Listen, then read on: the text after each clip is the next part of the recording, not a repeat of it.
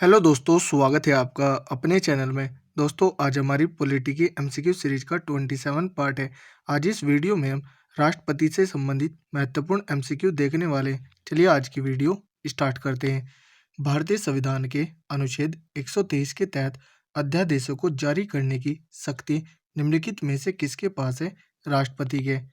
राष्ट्रपति किस स्थिति में अध्यादेश जारी कर सकता है? सदन के अधिवेशन न रहने की स्थिति में। राष्ट्रपति द्वारा जारी एक अध्यादेश संसद के सत्र शुरू होने के बाद कितने समय तक रखा जाना आवश्यक है? 6 सप्ताह। राष्ट्रपति अपनी क्षमादान शक्ति का प्रयोग निम्न में से किस प्रकार के दंड के मामले में कर सकता है? मृत्यु दंड में कर सकता है, सैनिक अदालत द्वारा दिए गए दंड में भी कर सकता है। ऐसे मामले में दिए गए दंड पर जो संघीय कार्यपालिका के क्षेत्र अधिकार के अंतर्गत आते हों, इनमें भी कर सकता है। तो ऑप्शन डी राइट आंसर होगा, उपरोक्त सभी। भारत के राष्ट्रपति के पास कौन सी वीटो शक्ति होती है? पूर्ण निषेध होती है, पॉकेट निषेध भी होती है, निलंबित निषेध भी होती है। तो ऑप्शन डी राइट आंसर होगा, उपरोक्त सभी वीटो शक्ति हैं। भारत के राष्ट्रपति ने जिस एकमात्र मामले में वीटो शक्ति का प्रयोग किया था वह था भारतीय डाकघर संशोधन अधिनियम। राष्ट्रपति को लोकसभा में किन दो सदस्यों को मनोनीत करने का अधिकार है? Anglo Indian.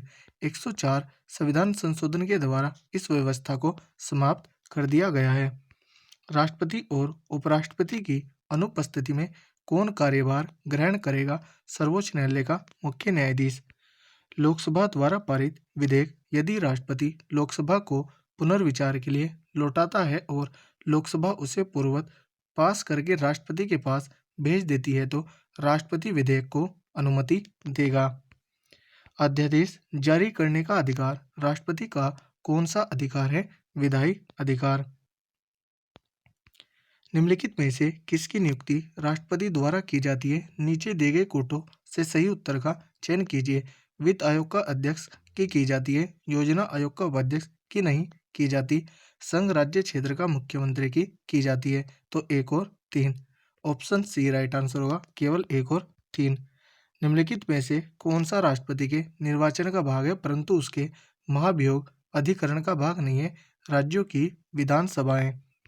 राष्ट्रपति के उम्मीदवार के लिए क्या आवश्यक नहीं है? पढ़ा लिखा हो। राष्ट्रपति के निर्वाचन में राज्य का मुख्यमंत्री मतदान के लिए पात्र नहीं होता है, वह राज्य विधानमंडल में उस सदन का सदस्य हो। भारत के राष्ट्रपति के पद से संबंधित निम्न में से कौन से कथन सही है?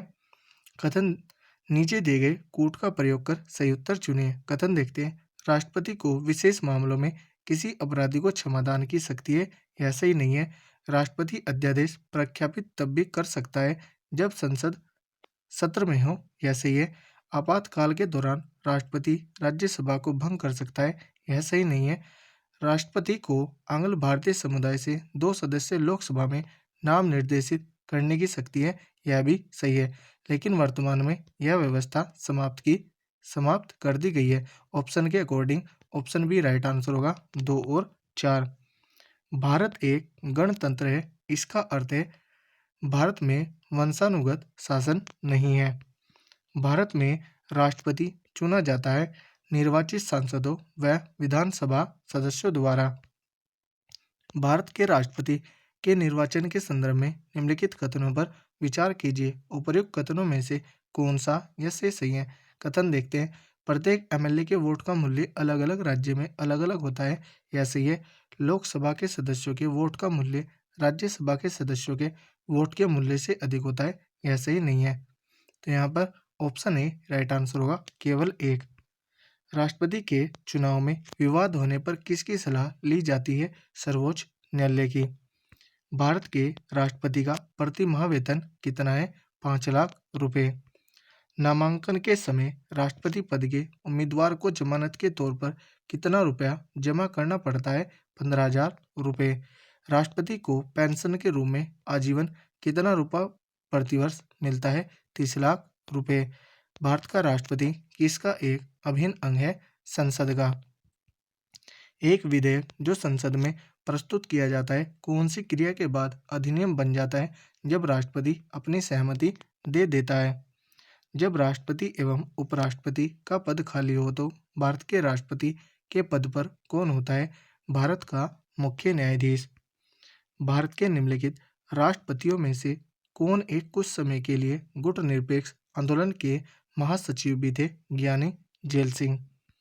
भारत के प्रथम मुस्लिम राष्ट्रपति कौन थे? डॉक्टर जाकिर हुसैन।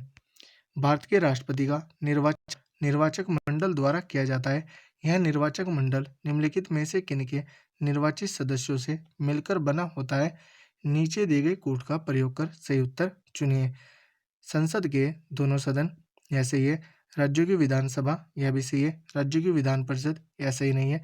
दिल्ली तथा पुदुचेरी की विधानसभा, यह भी सही है। तो 1, 2, 4 ऑप्शन सी राइट आंसर होगा। 1, 2 और 4। लाभ के पद का निर्णय कौन करेगा? संघीय संसद। निम्नलिखित में से किसी भौगोलिक क्षेत्र को अनुसूचित क्षेत्र घोषित करने का संवैधानिक अधिकार किसको है? राष्ट्रपति को। भारतीय संविधान के 70वें संशोधन द्वारा भारत के राष्ट्रपति के चुनाव में जिन दो केंद्र शासित प्रदेशों को भाग लेने का अधिकार दिया गया है, वे हैं दिल्ली और पुदुचेरी। भारतीय गणतंत्र का वह कौन सा राष्ट्रपति था जो सदा भारतीय धर्मनिरपेक्षता को सर्वधर्म समभाव कहता रहा? डॉक्टर सर्वपल्ली राधाकृष्णन। भारत सरकार का संवैधानिक अध्यक्ष कौन है? राष्ट्रपति। भारत के पहले राष्ट्रपति के रूप में डॉक्टर राजेंद्र प्रसाद का चुनाव किया गया था संविधान सभा द्वारा।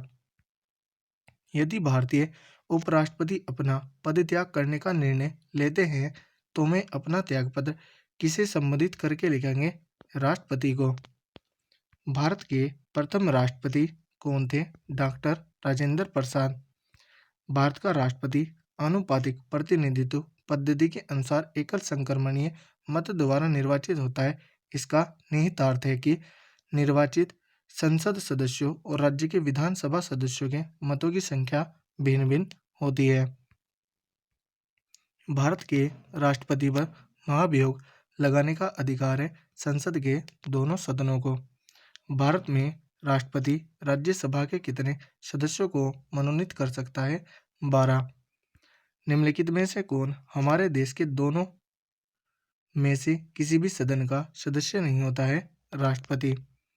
युद्ध की घोषणा या शांति का फैसला करने में कानूनी रूप से सक्षम है? राष्ट्रपति।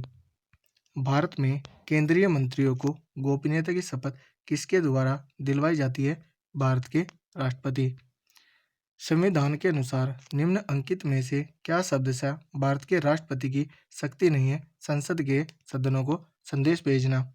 डॉक्टर राजेंद्र प्रसाद कितने वर्ष तक राष्ट्रपति रहे? 12 वर्ष तक। इनमें से किसने भारतीय गणतंत्र के 12वें राष्ट्रपति के रूप में कार्य किया था?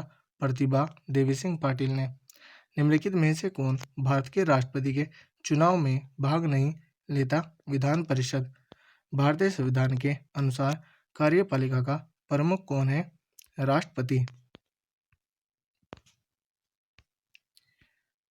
निम्नलिखित राष्ट्रपतियों में जिस क्रम में सेवा की उसमें निम्नलिखित में से कौन सा क्रम सही है? Option B NS Reddy, Giani Zail Singh, R Venkataraman, doctor Shankar Dayal Sharma. निम्नलिखित में से किसे महाभियोग की प्रक्रिया द्वारा हटाया जा सकता है? भारत के राष्ट्रपति को। भारतीय संविधान का कौन सा अनुच्छेद भारतीय राष्ट्रपति को संसद के अवकाश के समय अध्यादेश लागू करने का अधिकार देता है? अनुच्छेद 123। जब राजीव गांधी प्रधानमंत्री पद की शपथ ली थी उस समय भारत के राष्ट्रपति कौन थे? ज्ञानी जेल सिंह। भारत के निम्नलिखित राष्ट्रपतियों में से कौन केंद्रीय श्रम मंत्री भी रहे हैं? VV गिरी। राष्ट्रपति के पद की अवधि से संबंधित निम्न में से कौन सा कथन सही नहीं है? ऑप्शन देखते हैं। राष्ट्रपति के पद की अवधि 5 वर्ष है, यह सही है। राष्ट्रपति को महाभियोग द्वारा पद से हटाया जा सकता है, यह भी सही है। राष्ट्रपति अपने पद की अवधि समाप्त होने के पूर्व लोकसभा अध्यक्ष को लिखित त्यागपत्र दे सकता है, यह सही नहीं है। तो ऑप्शन सी राइट आंसर होगा। यह कथन सही नहीं है। जबकि ऑप्शन डी राष्ट्रपति अपने पद की अवधि समाप्त हो जाने पर भी तब तक पद धारण करता रहेगा जब तक उसका उत्तराधिकारी पद ग्रहण नहीं कर लेता। तो ऑप्शन सी यहाँ पर राइट आंसर होगा, यह कथन सही नहीं है। तो दोस्तों, यदि हमारी वीडियो अगर आपको अच्छी लगी हो तो कमेंट करके ज़रूर बताएं। धन्यवाद।